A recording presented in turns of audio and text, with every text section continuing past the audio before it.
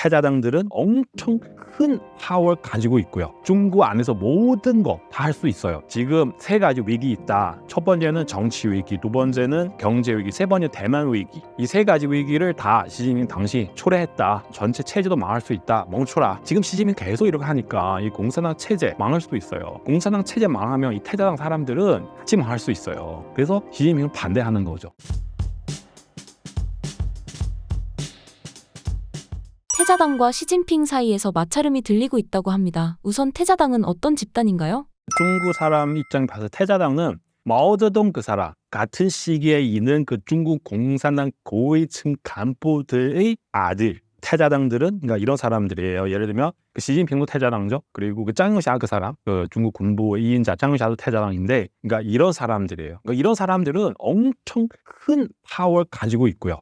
그 중국 그 사람들은 만약에 원하면 중국 안에서 모든 거 다 할 수 있어요. 이 사람들. 예를 들면 중국의 뭐 석유, 중국의 뭐 텔레콤, 중국 금융, 중국의 군대까지 다 이 사람들을 장악하고 있어요. 그러니까 옛날에 이 사람들 시진핑은 어느 정도 사이 좋은데, 근데 지금 뭐 중국 정치 워낙 불투명하니까 저도 뭐 확실한 증거는 없지만 그래도 이런저런 얘기 많이 나오고 있어요. 지금 시진핑이랑 태자당 이 사람들도 사이 너무 안 좋게 갈등 많이 생기고 있다. 그런 뉴스도 많이 나오고 있습니다. 중국 내 파벌들은 어떤 곳들이 있나요? 공산당 있잖아요. 공산당은 어느 정도 나이 돼야 공산당원 될 수 있는데, 그 조직 들어갈 수 있는데, 근데 나이 젊은 사람들은 그 공청단이 있어요. 그게 뭐냐면 공산주의 청년단, 그러니까 줄여서 공청단. 그러니까 후진타오 이런 사람들 옛날에 이 공청단 그 단중앙 안에서 큰 역할을 했어요. 이 사람들.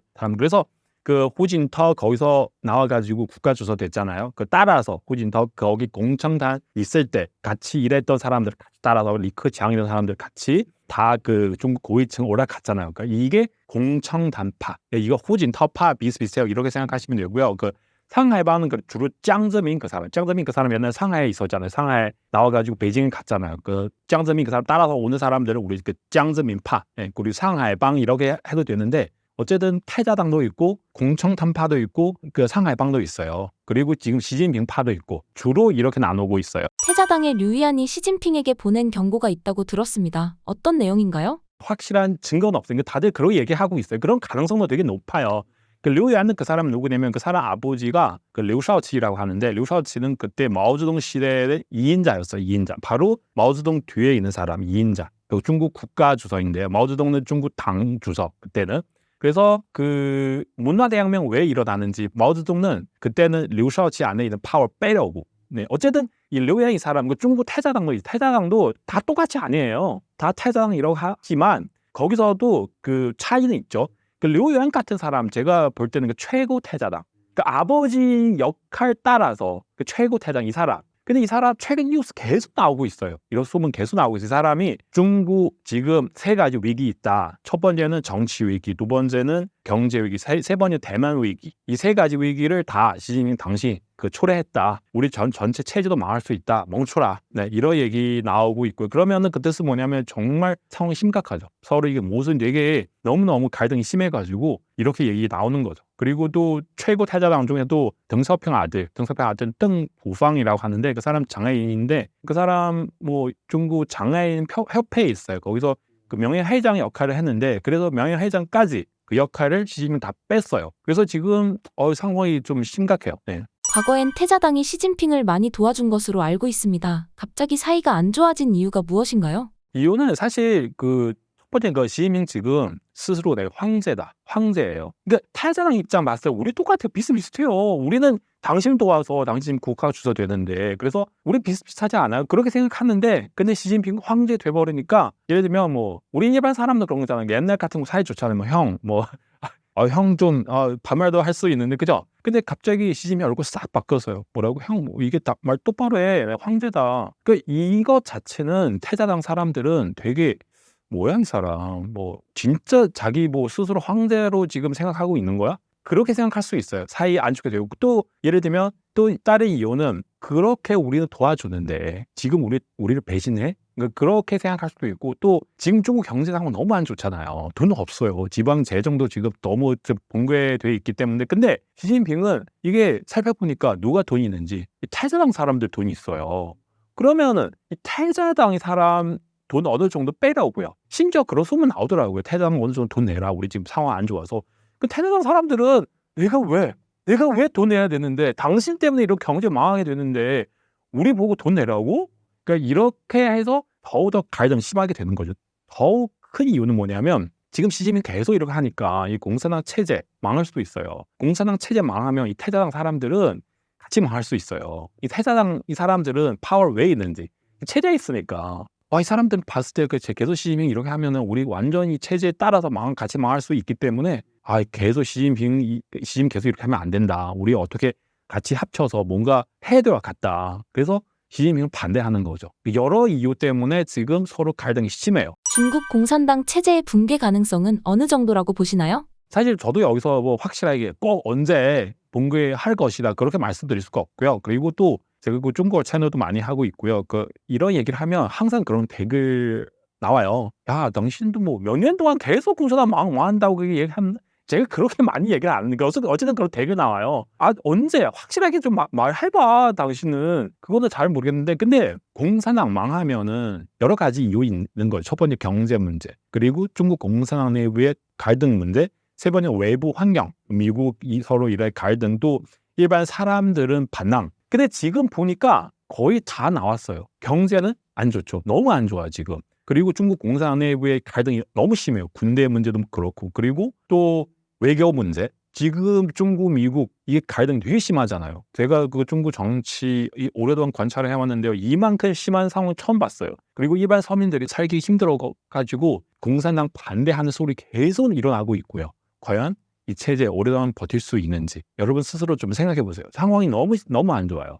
특히 지금 돈 없으니까 지금 그 지방 재정이 엄청 힘들어요.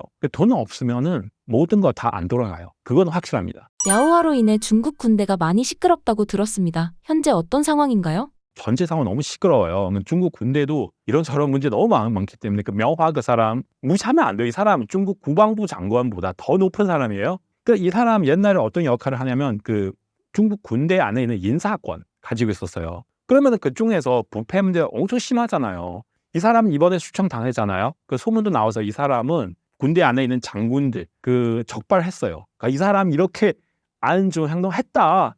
그래서 이렇게 해야 자기 살 수가 있으니까 그러면 이게 중국 군대 내부에 더욱 혼란스럽게 만드는 거잖아요. 상황이 너무 심각해요. 네. 중국 군부를 많이 숙청한 게 시진핑한테는 약점이 됐다고 합니다. 왜 그런 해석이 나오는 걸까요? 그 시진핑 지금 군대 숙청하는 게 지금 두 가지 소리 있는데 하나는 시진핑 아직 파워 괜찮다.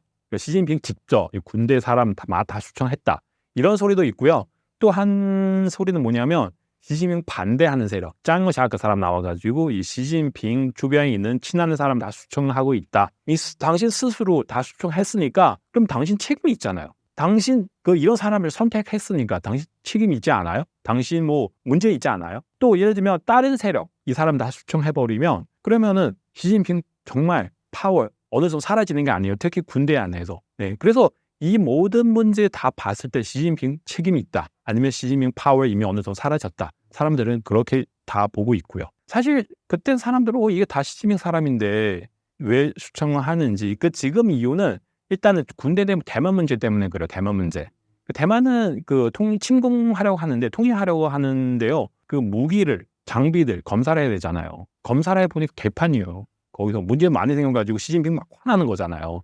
수청을 했고 군대 사람들도 대만 침공하는 게 싫어요. 싫은데 근데 대놓고 얘기를 할 수 없는데 시진핑 계속 당신 해라. 근데 사람들 알겠습니다 하면은 그 다음에 행동 없어요. 한두 사람도 아니고 단체로. 그래서 시진핑 봤을 때 너무 위험해요. 사람 단체가 내 말 안 듣는 상황이라서 수청하는 거죠. 시작해보니까 군대 사람들은 너무 무서워가지고 아마도 장의샤 그 사람 계속 일어나고 있잖아요. 그 사람도 언제 내일 나한테도 올 수 있잖아요. 그러면은 그 사람 어느 정도 대비를 해가지고 나는 이렇게 가만히 있을 수가 없다. 나는 시진핑이랑 어느 정도 싸워야 되겠다. 아니면은 나도 죽을 수 있으니까. 근데 주변 보니까 시진핑 반대하는 사람 너무 많아요. 그럼 어느 정도 자기 세력을 키울 수 있는 거죠. 그래서 시진핑이랑 싸우는 거죠. 이런 저런 이유 때문에 상황은 이렇게 되는 거죠. 대만 전쟁에 대한 중국 사람들의 생각은 어떠한가요? 중국 사람들은 세뇌 당해가지고 그냥 막 얘기를 해요.